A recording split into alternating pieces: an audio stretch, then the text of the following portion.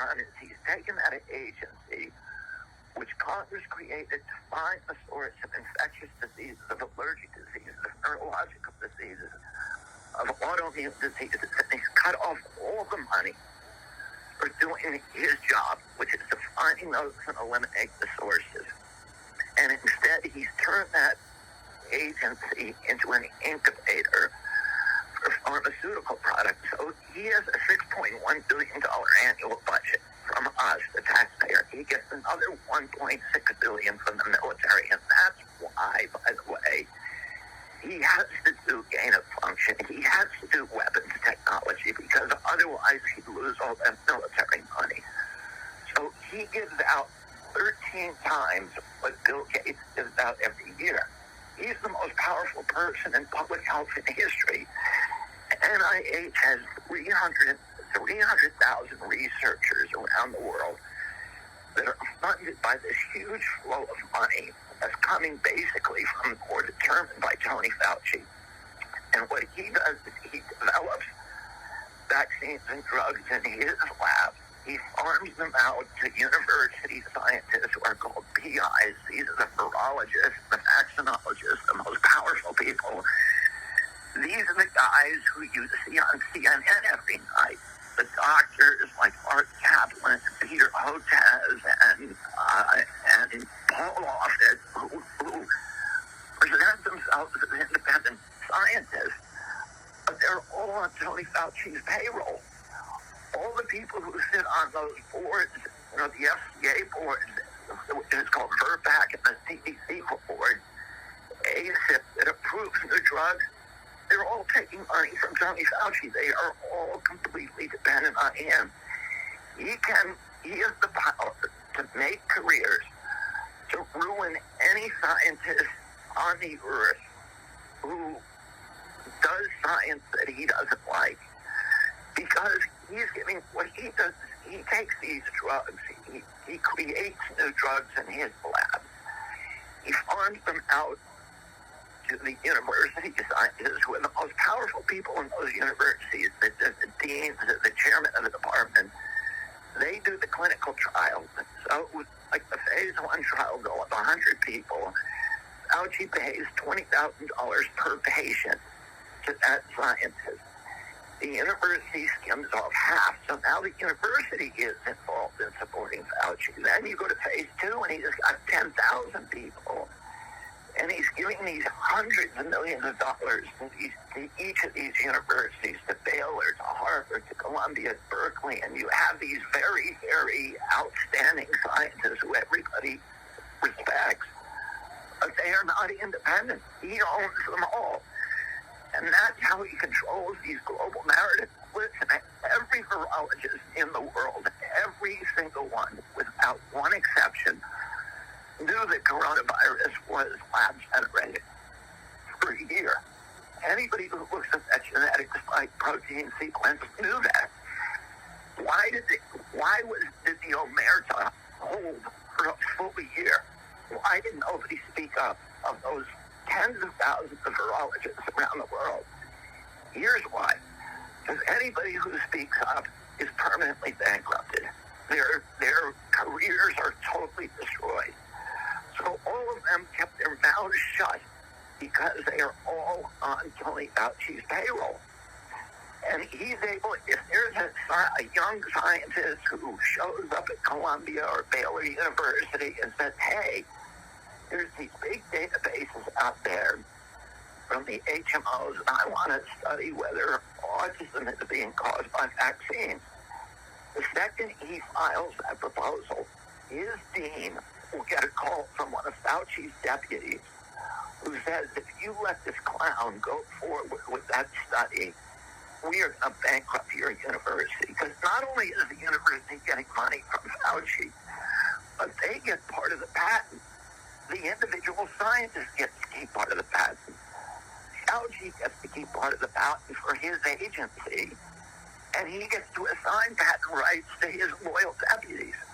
So all of these people are making huge amounts of money, and that's why, any scientist at NIH who has ever spoken up against the pharmaceutical industry, whether it's Bernie Eddy, whether it's John Anthony Martin, whether it's Judy Mikovits, all of them get their careers immediately destroyed. So how did Tony Fauci last for 50 years at that agency? He is the J. Edgar Hoover of public health. He did it by signing his soul away and making these corrupt deals with the pharmaceutical industry, which keeps him in power.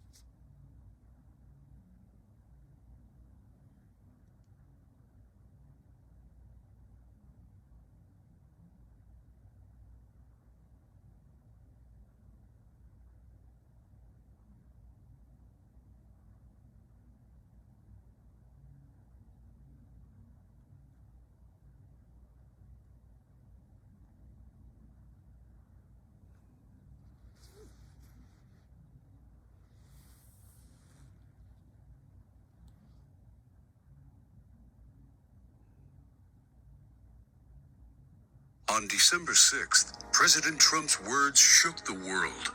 He recognized Jerusalem as the capital of Israel, and whether he knows it or not, fulfilled his part in a frightening biblical prophecy. Because according to the final chapters of the Bible, our country and every American citizen are about to face its greatest tribulation.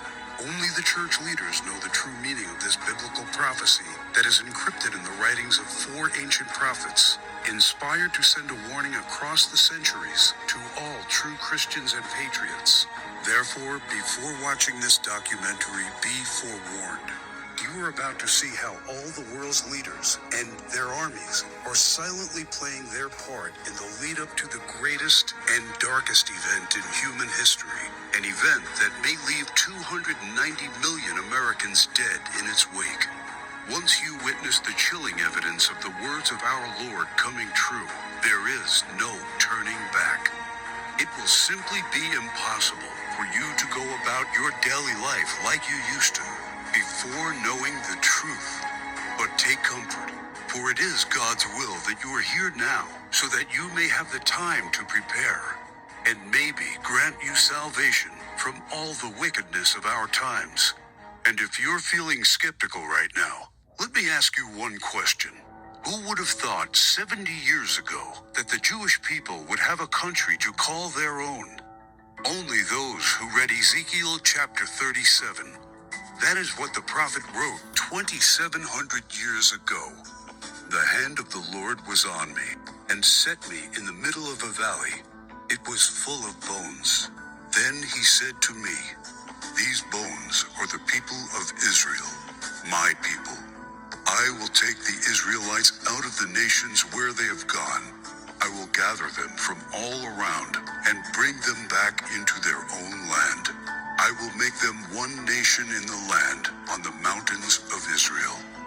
Word by word, the prophecy made by Ezekiel came true. In 1947, the nation of Israel was born after the horror of the Holocaust, symbolized by the Valley of Bones.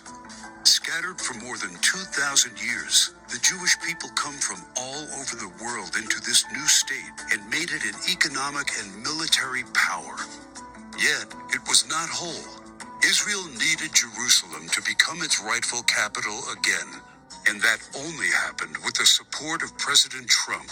However, to the north of Israel, other biblical prophecies have come true. The prophets Isaiah and Jeremiah write about this Syrian civil war. This is what the prophet Isaiah says. Damascus will no longer be a city, but will become a heap of ruins. And these are the words of Jeremiah. Damascus has become feeble. She has turned to flee, and panic has gripped her. Anguish and pain have seized her. Surely her young men will fall in the streets.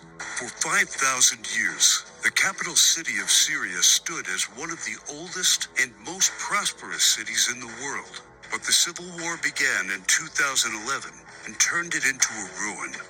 Not only do the prophets talk about the war, but also the refugee crisis and the deaths of its men fighting for one side or the other.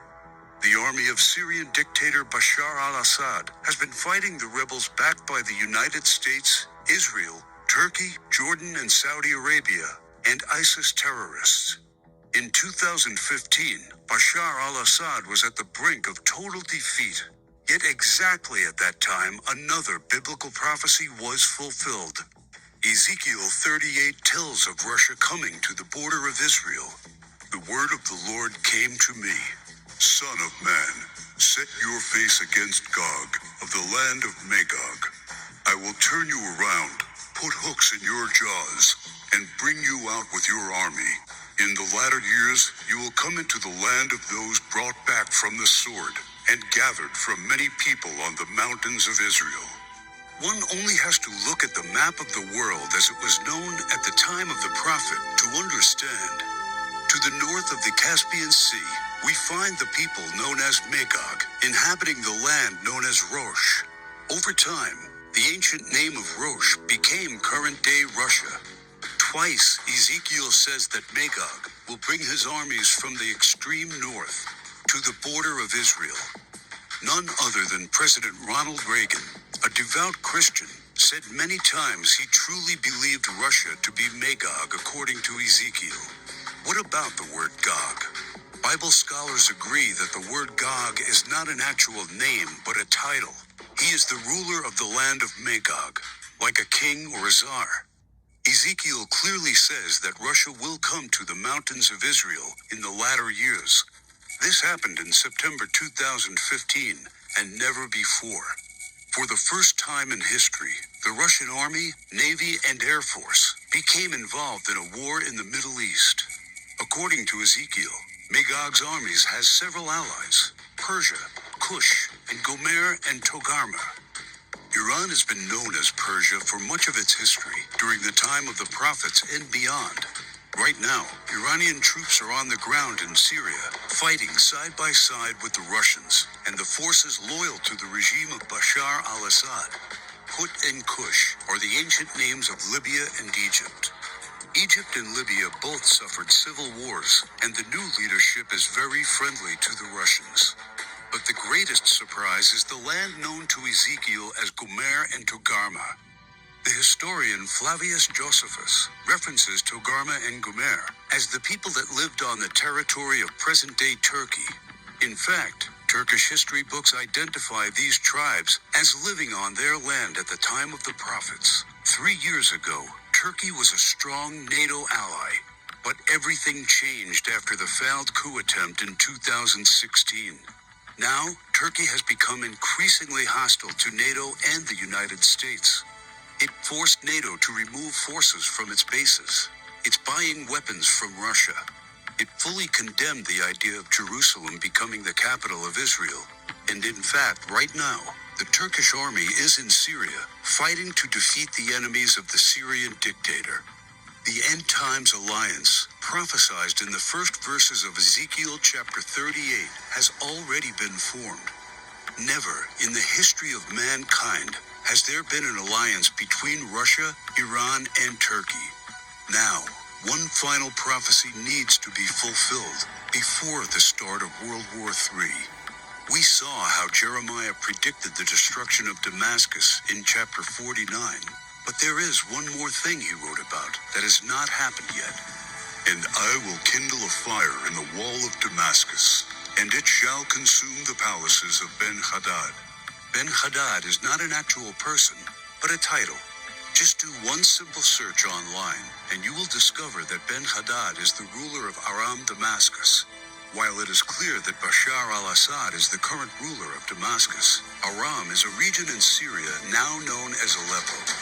The city of Aleppo was just recently recaptured by the regime of Syrian President Bashar al-Assad with the help of Iran and Russia. And Jeremiah says that soon his palace will be burning. How does this happen? Look no further than the headlines of recent months, and you see time and time again Israel calling for the assassination of the Syrian dictator. Isaiah also writes about the end of Syria's dictator. The fortified city will disappear from Ephraim, and royal power from Damascus. This is the spark that ignites World War III.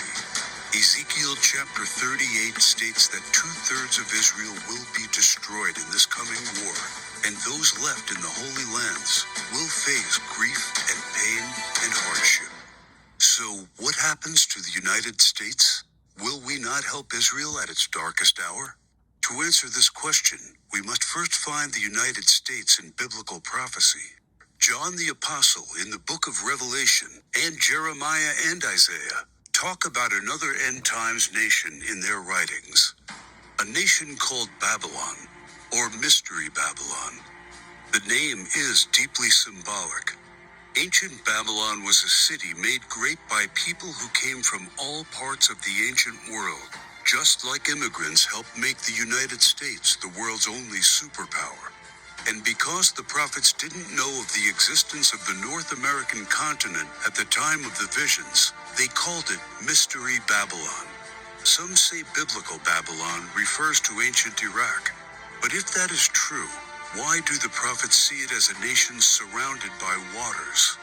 O thou that dwellest upon many waters, abundant in treasures, where all who had ships on the sea became rich through her wealth. While biblical Babylon has plentiful access to waters rich in resources, most of Iraq is a desert and has only a narrow stretch of coastline.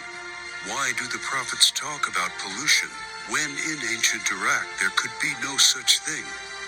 Thou hast destroyed thy land. I have polluted mine inheritance, and have given them into thine hand. Babylon mounts up to heaven, and descends above the heights of the clouds. These metaphors clearly reference a nation that has discovered flight. It is obvious that Babylon, or Mystery Babylon, can't be ancient Iraq.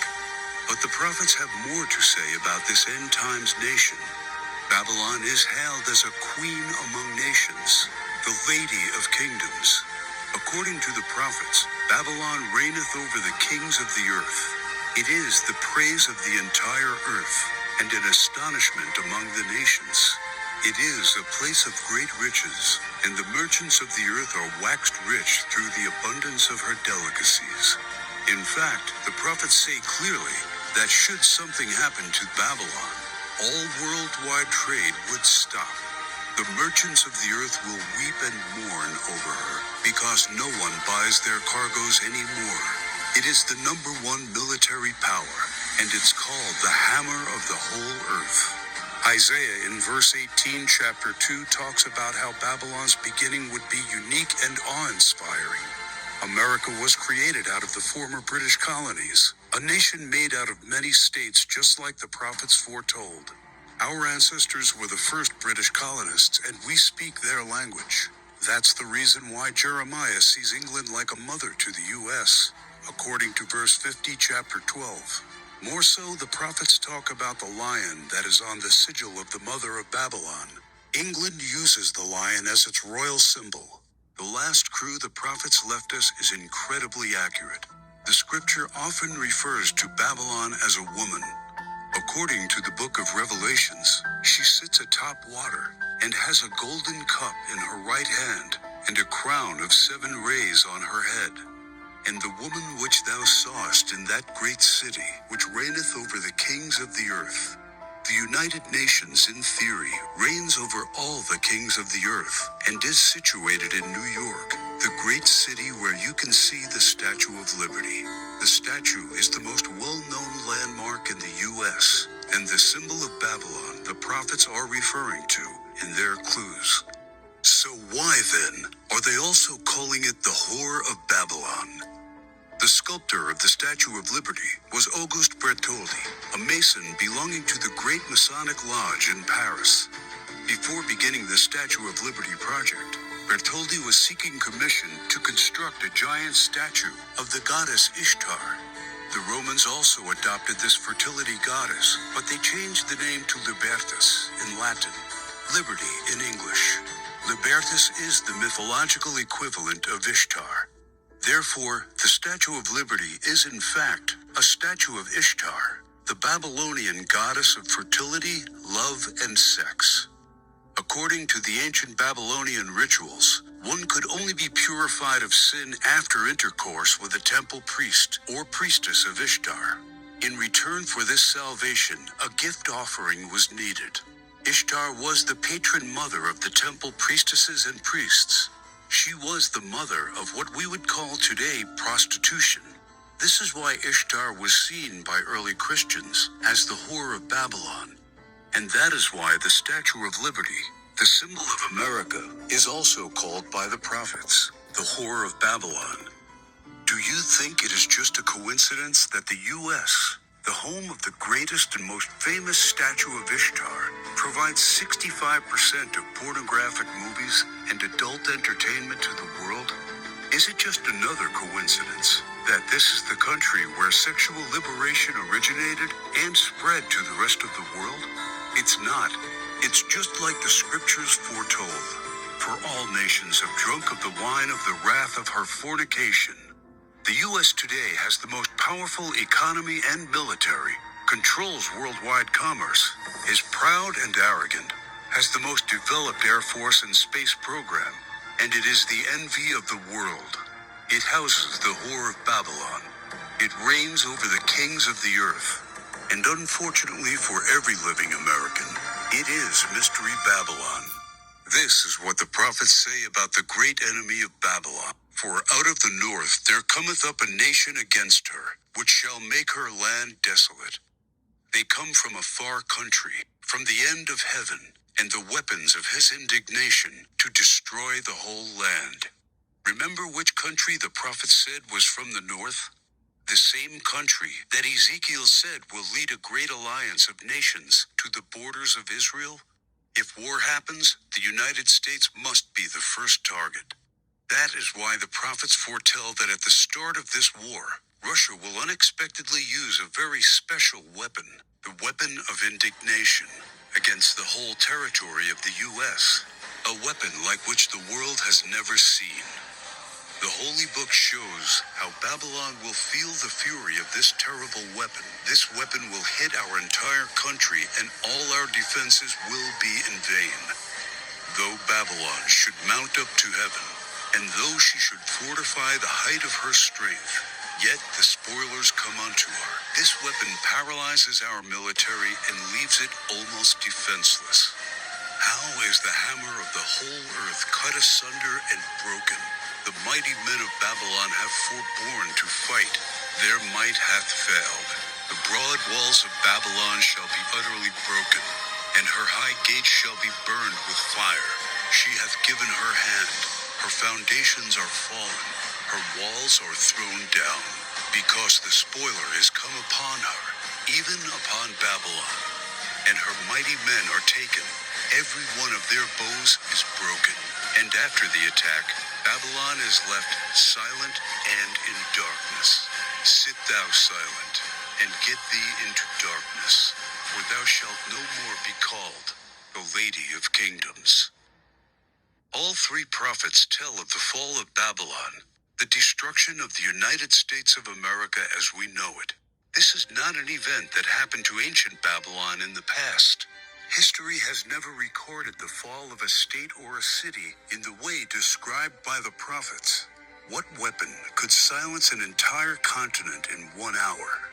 The world has never seen one until a few years ago, with the creation of the electromagnetic pulse, or EMP. Over and over, think tanks like the EMP Commission, working for the Senate, have warned how this is the greatest and perhaps only real vulnerability of the United States. Yet no administration has done anything about it. We are completely unprepared for what's coming. Every report says the same thing. This event can wipe out 90% of Americans, and all it takes is just one warhead to be detonated above the United States to take us back to medieval times. The lasting effects will destroy society as we know it, exactly as the scriptures predicted. Therefore shall our plagues come in one day, death and mourning and famine. Without hospitals or pharmacies being able to function, people won't be able to take their necessary medication. Without running water, heat, and garbage disposal, diseases will break out. As cars and trucks stop running, market shelves will become empty. Desperate people will become looters, and there will be food riots.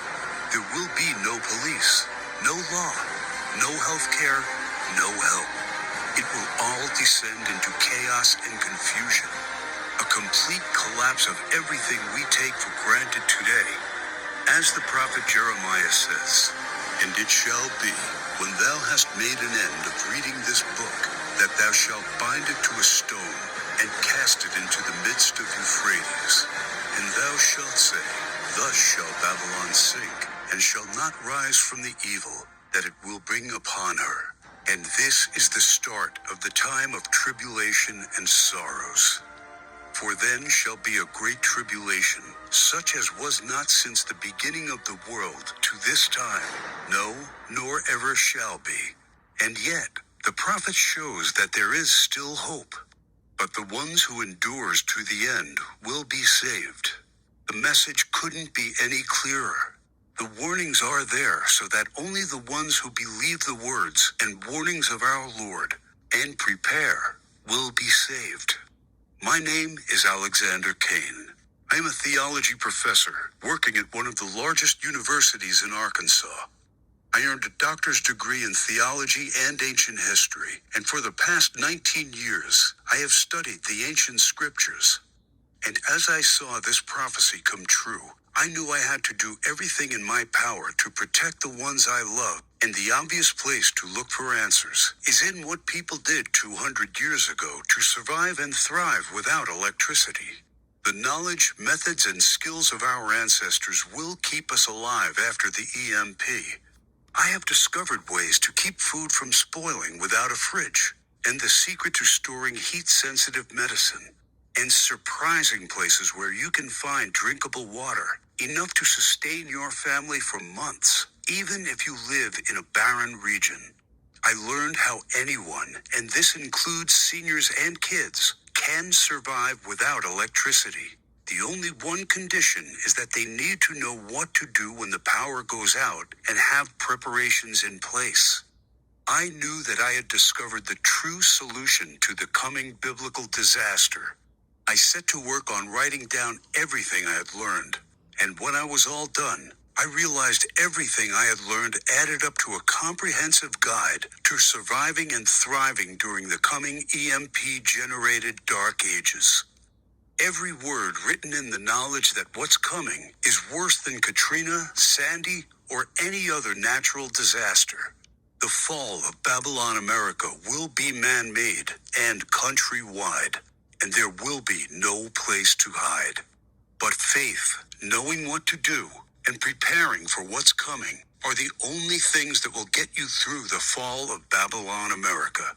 That is why I have named my work Alive After the Fall. Everything inside is specifically designed to get you through the immediate effects of the weapon of indignation. This is like a Noah's Ark packed with knowledge for the coming disaster. Let me show you exactly what I mean. It's just a seemingly normal evening, and you're probably home watching TV when suddenly all the lights and electronics go out. Without any warning and without any explanation, the utilities are out. There are no more lights. There is no running water or gas for your oven. Your phone doesn't work. You look out the window and see that everywhere you look, it's the same. Darkness and silence. You knew that this was coming. You know what has happened. And you know you are ready because you discovered and put into place a step-by-step plan to prepare for when the EMP strikes. That is what Alive After the Fall is all about. You know exactly how to find and cook food without using any power, and the hidden tricks to prevent your food and medicine from spoiling. While everybody else is